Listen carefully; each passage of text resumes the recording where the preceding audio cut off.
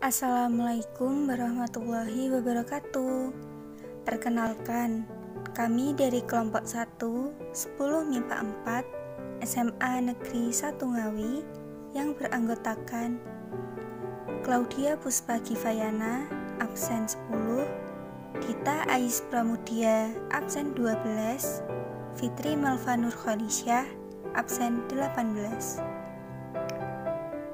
Di sini kami akan mempresentasikan mengenai Kerajaan Samudra Pasai dan Kerajaan Aceh. Untuk yang pertama, kami akan mempresentasikan mengenai Kerajaan Samudra Pasai. Lokasi Kerajaan Samudra Pasai. Kerajaan Samudra Pasai terletak di Aceh dan merupakan kerajaan Islam pertama di Indonesia.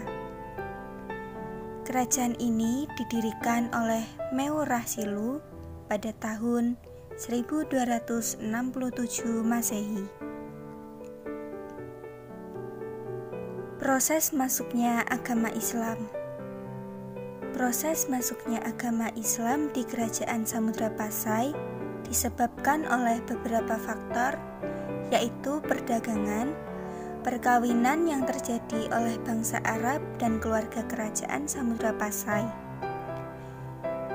Dari proses-proses itulah agama Islam yang berada di kerajaan Samudra Pasai dapat berkembang pesat. Sistem pemerintahan. Sistem pemerintahan Samudra Pasai adalah kesultanan, yakni kerajaan Islam dengan pemimpin yang disebut dengan istilah sultan. Sosial budaya.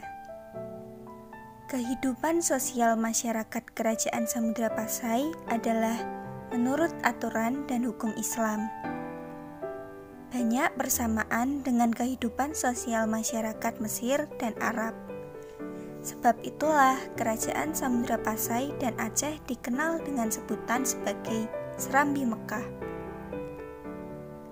Kehidupan bidang budaya masyarakat Samudra Pasai mirip dengan Malaka, seperti bahasa, tradisi, upacara kelahiran, perkawinan, dan juga kematian. Sehingga kemungkinan hal inilah yang menyebabkan Samudra Pasai dapat berhubungan baik dengan Kesultanan Malaka. Kehidupan ekonomi. Kehidupan ekonomi masyarakat kerajaan Samudra Pasai berkaitan dengan perdagangan dan pelayaran. Hal itu disebabkan karena letak kerajaan Samudra Pasai yang dekat dengan Selat Malaka, yang menjadi jalur pelayaran dunia saat itu, yang menghubungkan antara Samudra Pasai, Arab, India, dan Cina. Samudra Pasai juga menyiapkan bandar-bandar dagang yang digunakan untuk menambah perbekalan untuk berlayar. Selanjutnya, mengurus masalah perkapalan, mengumpulkan barang dagangan yang akan dikirim ke luar negeri, dan menyimpan barang dagangan sebelum diantar ke beberapa daerah di Indonesia.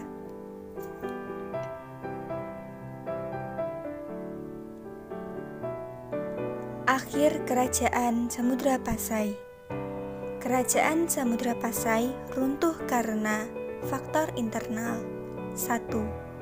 Pemimpin yang kurang cakap setelah Sultan Malik Al-Tahrir. 2. Terjadinya perebutan kekuasaan. Faktor eksternal. 1. Penyerangan dari kerajaan Majapahit. 2. Kalah saing dengan pelabuhan Malaka. 3. Penyerangan dari Portugis. Peninggalan Kerajaan Samudra Pasai. Ada dirham, nisan Sultanah Nahrasiyah, naskah surat Sultan Zainal Abidin, Nisan Sultan Malik As-Salih. Kerajaan Aceh. Lokasi: Kerajaan Aceh Darussalam merupakan salah satu kerajaan Islam yang berdiri di Pulau Sumatera, tepatnya di Provinsi Aceh. Kerajaan Aceh didirikan oleh Sultan Ali Mugayyad Shah pada 1496. Awalnya, Kerajaan Aceh merupakan kerajaan yang masuk wilayah Kerajaan Lamuri. Proses masuknya agama Islam. Secara historis sosiologis, masuk dan berkembangnya Islam ke suatu daerah sangat kompleks. Terdapat banyak permasalahan yang terkait dengannya. Misalnya, dari mana asalnya, siapa yang membawa, apa latar belakangnya, dan bagaimana dinamikanya, baik dari segi ajaran Islam maupun pemeluknya. Ada beberapa pendapat yang menyatakan kapan masuknya Islam ke Aceh. Hamka berpendapat Islam masuk ke Aceh sejak abad pertama Hijriah, sekitar abad ke-7 atau 8 Masehi. Namun, ia menjadi sebuah agama populis pada abad ke-9 seperti pendapat Ali Hamshib. Sedangkan para orientalis seperti Snokhurst-Grunge berpendapat Islam masuk pada abad ke-13 Masehi, ditandai dengan berdirinya Kesultanan Samudra Pasai. Keadaan sosial budaya. Kehidupan sosial budaya dapat dilihat landasan hukum yang berlaku yang didasari dari ajaran Islam. Hukum adat ini disebut hukum adat Makuta Alam. Berdasarkan hukum ini, pengangkatan seorang sultan diatur dengan sedemikian rupa dengan melibatkan ulama dan perdana menteri. Sistem pemerintahan. Sistem pemerintahan Kesultanan Aceh adalah kesultanan dengan pemimpin yang disebut dengan istilah sultan. Keadaan ekonomi. Kehidupan ekonomi masyarakat Aceh adalah dalam bidang pelayaran dan perdagangan. Pada masa kejayaannya, perekonomian berkembang pesat.